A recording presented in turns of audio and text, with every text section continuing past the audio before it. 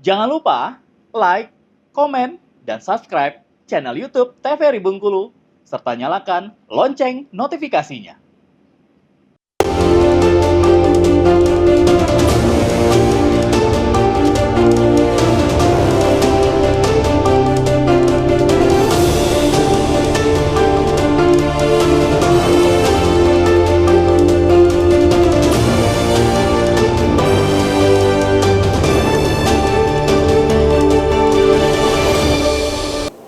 Baik, itu dia tentunya untuk VT kita mengenai fenomena antrean BBM pembelian BBM ini sendiri, Pak. Kita berbincang dengan Pak Sugeng dulu nih ya, selaku pengamat kebijakan publik. Nanti mungkin ada yang bergabung sama kita akan ngobrol juga.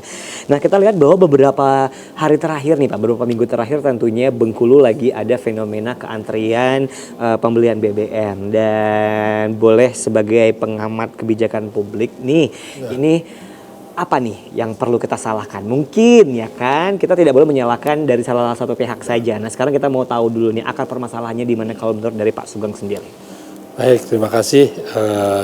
Assalamualaikum warahmatullahi wabarakatuh, para pemirsa TVRI Bengkulu di mana berada.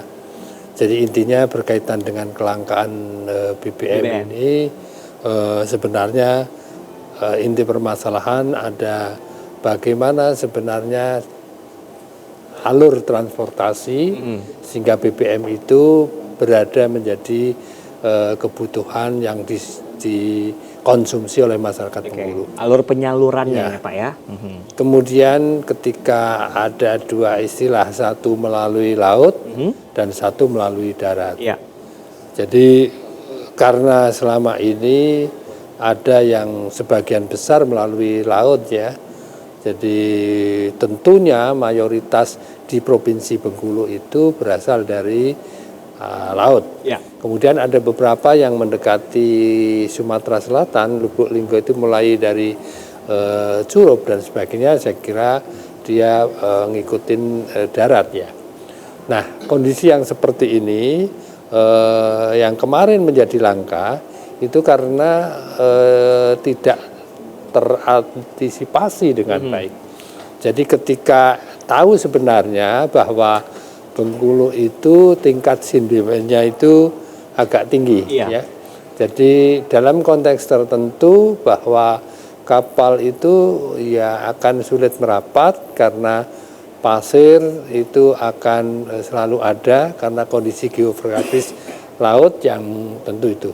Nah, nampaknya itu dibiarkan berlalu. Betul. Ya, termasuk juga Pelindo sebagai satu perusahaan yang ada kepentingan. Betul. Nah, kemudian juga ada organisasi-organisasi lain yang mengambil kemanfaatan pelabuhan. Ya, mungkin ada lembaga-lembaga organisasi tertentu yang termanfaatkan apabila pelabuhan Pulau B ini bisa melakukan satu lalu lintas laut dengan baik. Oke, baik. Alhamdulillah kita sudah bergabung tentunya dengan Zoom dari pihak Pertamina tentunya. Ada Pak Cahyo Niko Irawan selaku Area Manager Communication dan juga Relation dari CCR Sumbaksel. Selamat sore Bapak. Selamat sore Bapak.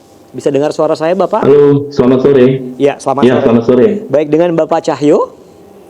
Iya, betul. Saya. Baik, Pak Cahyo, kita mau ngobrol sedikit tentang kelangkaan BBM yang akhir-akhir ini tentunya kita rasakan, masyarakat Bengkulu rasakan. Nah, boleh cerita terlebih dahulu Pak Cahyo tentang kenapa nih bisa terjadi kelangkaan dari BBM sendiri khususnya di Provinsi Bengkulu? Oh ya, jadi ini ya bisa saya sampaikan bahwa kelangkaan BBM di Bengkulu saat ini terjadi karena faktor teknis distribusi gitu ya. Jadi bukan karena kekurangan stok nasional. Kalau stok nasional aman sekali. Jadi memang salah satu penyebabnya penyebab utamanya itu adalah pendangkalan alur laut di pelabuhan Pulau Baik. Jadi menghambat kapal tanker BBM kita untuk sandar dan melakukan pembongkaran secara normal. Gitu. Jadi sejak awal April, sejak akhir Maret itu kita tidak ada kapal yang bisa sandar di fuel terminal Pulau Baik gitu karena terhambat sama alur tadi itu. Oke, baik. Gitu. Saya potong Pak Cahyo, mohon maaf tentunya. Dan tadi Pak Cahyo bilang kalau akhir Maret itu sudah tidak ada kapal yang bersandar tentunya di Pelabuhan Pulau Bayi Bengkulu, gitu. Iya, betul. Oke, baik. Nah, sekarang kita masuk ke bulan Mei tentunya. Nah, untuk bulan April, apakah tidak ada solusi dari hal tersebut agar tidak terjadi kelangkaan? Oh, ada, Mas. Ada, makanya kan kita tidak pernah mendengar ya bahwa ada kelangkaan gitu ya dari selama bulan April gitu ya. Karena memang kita sudah langsung melakukan pola alih supply, emergency alih supply gitu ya.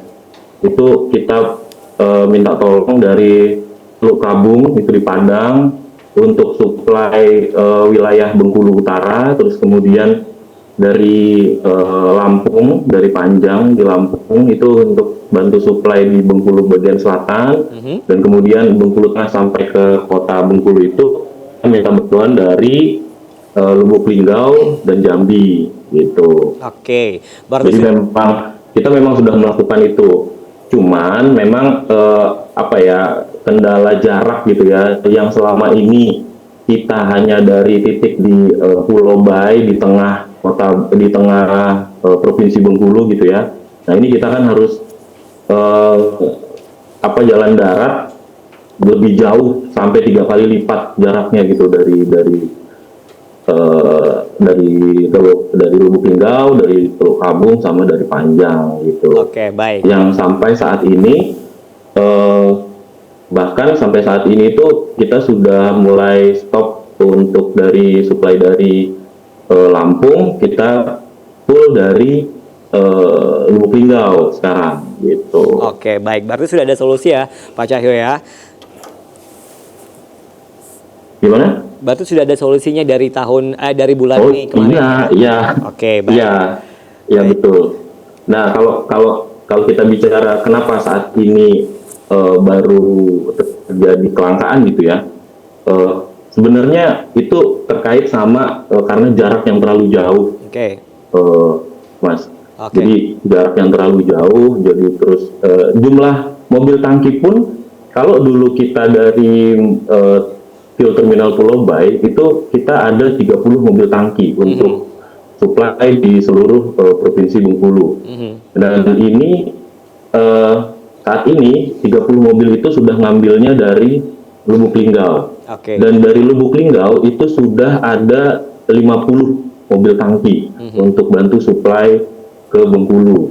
Itu khusus untuk bantu supply ke Bengkulu ya, tidak termasuk supply yang di wilayah Lubuk Linggau sendiri. Itu kan sebelum kejadian di Pulau Bayi ini kan Lubuk Linggau itu kan juga melayani wilayah Sumatera Selatan di wilayahnya Lubuk Linggau gitu ya. Dan ini Lubuk Linggau ini jadi kerja lebih ekstra, jadi lebih berat dia supply-nya karena juga harus bantu di Bengkulu. Seperti itu. Oke, baik. Mas Cahyo, kita akan jeda iklan dulu, nanti kita akan ngobrol lagi tentunya bersama dengan Pak Sugeng juga. Tetap bersama kami pemirsa di Berendo TVRI Bengkulu. Sorry, putus-putus.